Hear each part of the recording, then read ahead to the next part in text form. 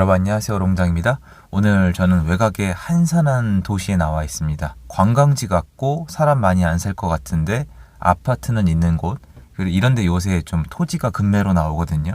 정규강의 중간에 좀 물건 좀 보고 싶어가지고 들렀습니다. 제가 예전에 부동산 공부 제대로 시작하기 전에 이런 곳들을 보면 너무나 궁금했던 게, 아니 사람도 안 사는데 아파트를 왜 짓지? 저거 뭔가 그냥 뭐 이렇게 돈놀이 하는 건가? 이런 생각을 한 적이 있었는데, 그 다음부터는 이제 공인중개사 들러가지고 물어봤어요. 여기 어떤 사람들이 이제 살라고 이제 아파트를 짓는 거고 왜 입주를 하냐고. 근데 역시나 거기 사시는 분들이 다 있더라고요. 그리고 그 중에 이런 분들이 계세요. 몸이 편찮으신 분들, 이 건강을 되찾아야 하는 분들, 인근에 이제 공기도 좋고 공원도 있고 걸을 데도 있고 그리고 사람들 많지 않은 곳, 그런 곳들이에요. 그래서 제가 그때는 정말 열정적이어가지고 가능하면 다 말을 걸어보고 여쭤보고 이랬거든요.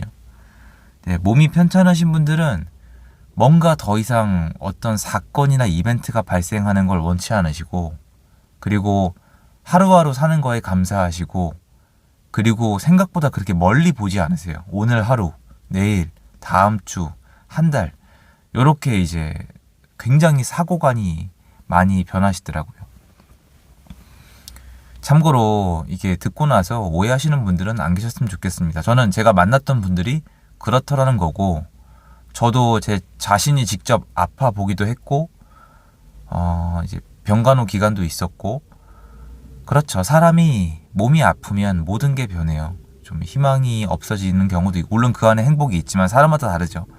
희망이 많이 없어지고 먼 미래보다는 가까운 미래를 보게 되고, 그리고 뭔가 새로운 자극에 내가 반응하는 게, 내가 약해져 있음을 많이 느끼게 되죠. 제가 굳이 이 얘기를 왜 꺼내냐면, 이제부터 본론을 말씀을 드릴게요. 많은 사람들이 지금 믿고 있는 게 뭐냐면은, 부동산 시장이랑 한국 경제가 지금 딱 이 상태예요. 네, 한국 전체 경제는 아니고요. 내수시장, 서민들의 경제는 딱 이런 상황이에요. 지금 여러분 중에 멀리 보는 분이 계실까요? 앞으로 10년 후에 내가 어떻게 하겠다. 아닐걸요? 포머는 있죠. 당장 내가 돈을 못 벌었다. 남들은 벌었는데. 예를 들어서 뭐 코인이나 주식시장, 미장 이런데. 근데 멀리 보는 분 요새 잘 없어요. 그리고 뭔가 정부 정책이나 이벤트가 터지면은 시장이 견디지를 못해요. 대출 한번 걸어 잠그면 그대로 멈춰 쓰거나 떨어져 버립니다. 그리고 희망이 별로 없죠. 뭔가 잘 될 것 같지가 않고. 전 지금 부동산 시장이나 한국 경제가 아까 말씀드린 것처럼 아프다고 생각을 해요. 그래서 여기저기 휘둘리고 있습니다. 근데 문제는 이게 우리가 뭔가 극복 못할 아픔, 병 이런 게 아니라 극복이 될 부분이거든요. 저는 나아질 거라고 믿어요. 역사적으로 항상 그랬으니까. 그러면 그 과정을 살펴보면은 정부가 부양을 했던, 한국이 갑자기 돈을 잘 벌던, 아무튼 뭔가 이벤트가 있어요. 그 중간에. 그때그때 다르지만. 근데 이번엔 뭘까라고 좀 곰곰이 생각을 해보고 있는 거예요. 왜냐면 지금은 내수 부양하면은 아직은 먹힐 때라고 전 판단하고 있거든요. 근데 어떤 분들이 내수를 부양했는데 소용이 없지 않느냐고 하시는데, 내수를 부양한 적이 없어요. 그래서 지금 이대로 가게 되면은 바닥을 찍어서 국민들이 들고 일어나면은, 저는 그걸 잠재우기 위해서 또는 지방선거나 대선을 위해서 내수 경기를 부양할 가능성이 있다라고 한 2년 전에 얘기했다가 1년 전에 취소했어요. 현재 정권이 그거를 할 것 같지가 않다.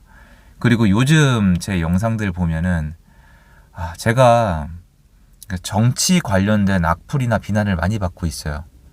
그러니까 알아요. 그건 저도 이미 알고 있는 사실인데, 그리고 그분들이 하시는 게 이해가 돼요. 현재 정권에 대해서, 부동산에 대해서 비난을 해도 현재 정권에 대해서 욕하는 게 되니까, 그러면 너는 누구누구가 대통령이 되는 꼴을 봐야 정신을 차리겠냐, 이거잖아요. 근데 그렇다고 지금 정권이 하는 일을 다르게 평가할 수는 없거든요. 그리고 이대로 가면은 망하는 건 똑같아요. 그거를 모르시는 것 같아요. 이대로 가면은 내수시장 못 살리고, 그리고 이게 경제는 안 좋아지고 사람들은 곤란해지면서 특정 부동산만 올라가는, 나중엔 더 심하게 올라가는 특정 부동산이요. 이상한 현상을 보셔야 됩니다.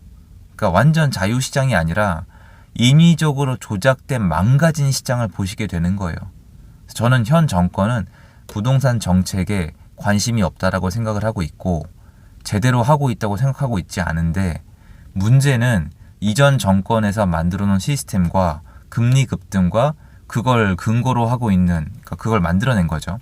러시아 전쟁 사태 때문에 지금 정부가 뭔가를 하면은 시장을 전부 다 이제 컨트롤할 수 있다는 느낌을 주고 있다고 생각을 해요. 그러니까 사람이 아프니까 뭔가 약을 하나 주거나 주사를 한 대 주면은 효과가 큰 거예요. 근데 이게 만약에 경제가 좀 체력을 찾고 그리고 시장의 수급의 그것도 힘이거든요. 유동성도 힘이지만 수급도 힘이에요. 왜냐면 집이 필요하니까.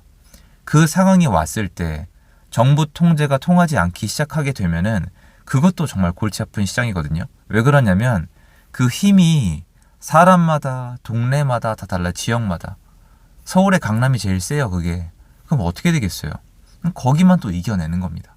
근데 전체 내수 시장은 죽겠죠. 왜냐면 일정 이하에 있는 아파트는 살아나지도 못할 거고 그 일정 특정 좋은 아파트가 올라간다고 하더라도 건설 경기가 살아나는 건 아니고 사람들이 돈이 많아지는 것도 아니고 전월세가 잡히는 것도 아니고 그러니까 이 시장 자체가 굉장히 복잡한데 특정 계층한테만 좋은 방식으로 가는 거죠. 그래서 여러분들이 저는 지금은 좀 장기적으로 봐야 돼요. 물론 저는 25년, 26년, 27년 이 시장을 봐야 돼요. 그걸 예측하고 준비하고 이걸 하는 사람인데 이렇게 안 좋을 때일수록 가능한 장기적으로 보고 생각을 하셔야 됩니다. 단기적으로 보게 되면은 희망이 안 보이죠. 지금 부동산 시장이나 한국 경제에 대해서 희망적으로 보는 사람들이 잘 없단 말이에요. 근데 역사를 찾아보면은 이런 적이 많아요. 예전에. IMF도 터졌었고 그 전에는 오일 쇼크도 있었고 카드 대란도 터졌었고 그리고 코로나만 얘기할 게 아니라 코로나 말고도 우리가 각종 사건이 많아요. 예전에 뭐 조류 독감, 돼지 콜레라, 사스 처음이 아니란 말이에요. 국제 금융위기도 있었고요. 레고랜드 사태도 있었고요. 별의별 사건이 다 있었지만 다 이겨내고 지나간단 말이에요. 근데 이런 거를 겪어도 다시 한번 위기를 맞으면 사람들이 굉장히 눈을 감고 공포를 먼저 느낀단 말이에요. 그건 저도 예외가 아니에요. 하지만 역사를 봤을 때 여기서 생존하고 잘 되기 위해서는 장기적으로 봐야 돼요. 앞으로 10년 후에는 어떤 모습일까? 지금 당연히 제가 왜 장기적으로 말씀드리냐면 지금 현재 정권, 현재 시스템을 가지고 영리하게 스마트하게 생각을 하면은 희망이 없는 게 맞을 테니까요. 그러니까 이상하잖아요. 예전에 위기 당시에 전부 다 희망이 없어 보였는데 시간이 지나니까 다 극복이 되더라는 거예요. 이게 왜냐면 사람들이 적응을 해버려요. 다 살아남으려고 방법을 찾고 적응을 하고 그리고 그 정권도 적응을 하든 바뀌어요. 정권이 영원하지가 않잖아요. 그러니까 뭐가 변하든 적응을 하든 새로운 게 튀어나오든 계속 이렇게 바꿔주는 게 세상의 원리거든요. 그럼 그것만 알고 계셔도 그냥 좀 여태까지 역사를 봤을 때 잘 될 거다. 이건 지나갈 거다. 변화가 있을 거다. 이대로 계속 가지 못할 거다. 이렇게 생각하는 것도 지금 봤을 땐 비합리적이지만 역사적으로 봤을 땐 합리적이에요. 워낙 다들 힘들어 하시니까. 근데 저는 오늘도 와서 느끼는 건데 몇 번 올 때마다 느끼는 건데 지금 약간 아프다. 부동산 시장이랑 이게 시장이 안 좋은 게 아니에요, 여러분. 이게 안 좋은 거는 그러니까 예를 들어 제 입장에선 이렇게 얘기할 수도 있겠죠. 지금 공급이 쏟아지기 때문에 전세가 안 나가고 전세가가 내려가면서 이제 매매가도 내려간다. 수급이 안 맞는다. 수급상 가격이 하락 쪽이다. 집 있는 분들은 이렇게 하고 집 없는 분들은 이렇게 하면 되겠다. 이거는 시장이 뭐 안 좋다라는 표현을 해도 되는데 지금 이거는 시장이 안 좋다라는 표현보다는 시장이 아프다라는 표현이 좀 더 맞아요. 그러니까 여러분이 원하는 경제 활동을 할 수가 없어요. 대출도 안 나오고 투자용으로 살 수도 없고 뭐가 혼란스럽단 말이에요. 그렇다고 새로 지을 수도 없고. 그러니까 이렇게 아픈 시장에서는 이게 역사적으로 항상 치유가 됐고 다시 돌아갈 거니까 좀 기다리자. 이거는 지나갈 거다. 이렇게 생각할 필요가 있습니다.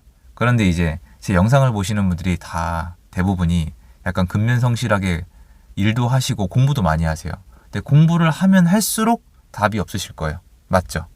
근데 그거는 예전에도 다 그랬어요.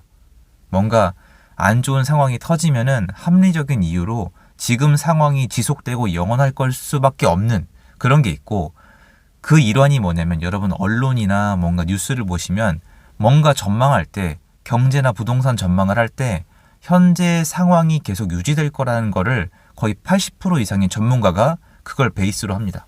왜 그러냐면 그거는 듣는 사람을 생각을 하는 거예요. 듣는 사람이 그렇게 얘기를 해야지 납득을 해요. 근데 갑자기 지금 A란 현상이 일어나고 있는데 A-2, A-3을 얘기해야지 알아듣지, 갑자기 B를 얘기하면은 이 사람 실력 없다는 얘기를 하거든요. 근데 정말 제가 하고 싶은 얘기 뭐냐면 A1, A2 다 좋은데요. B가 와요. 근데 B가 언제 올지 모르죠, 우리가. 그런 거를 예측하고 대응하는 게 저 같은 사람들이 하는 일인데, 대부분의 사람들은 A, A-1, A-2, A-3, A-4의 가능성 이거를 하고 있단 말이에요. 근데 지금은 그런 정상적으로 흘러가는 시장이 아니라 시장이 아픈 시점이기 때문에 회복할 시간이 지나면은 다른 모습을 보일 거예요. 일단 다른 모습. 그러니까 왜냐면 당장에 지금 대출을 더 이상 지금처럼 막기 어려워질 거니까요. 전세자금 대출도 마찬가지고 이미 정치적으로 굉장히 혼란스러운 상황이기 때문에 여러분들이 너무 지금 단기간으로 보고 너무 겁을 먹은 상태가 아닌가, 이런 생각이 들어서 좀 준비해 봤습니다. 정말 아무리 생각해도 좀 그런 것 같아요. 시장이 좀 아픈 것 같아요. 제대로 뭔가 움직이지를 못하고 작은 충격에 너무 아파하고, 그리고 단기적인 생각밖에 할 수가 없고 멀리 보기엔 무리가 있고, 하지만 다 지나갑니다. 회복이 됩니다. 늘 그랬고요. 그거를 말씀드리고 싶어서 영상을 준비해봤습니다. 도움됐으면 좋겠고요. 전 또 가서 열심히 해보겠습니다. 보고 싶은 건 받고 이제 가야 되거든요. 좋은 하루 되세요. 감사합니다.